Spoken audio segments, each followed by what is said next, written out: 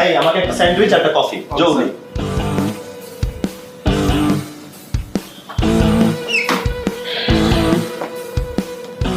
1 2 3 4 5। কি ব্যাপার, কেউ কি কোথাও নাই?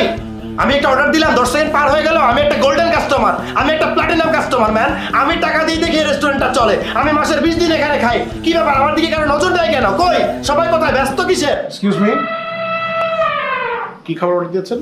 ভাইয়া আমি ওই একটা স্যান্ডউইচ আর একটা কফি অর্ডার দিয়েছিলাম। তাই জি। আমি 5,000 টাকার খাবার অর্ডার দিয়েছি। আর যে টেবিলটা আছে না, 30 দিনের মধ্যে 20 দিন আমার নয় বুক থাকে।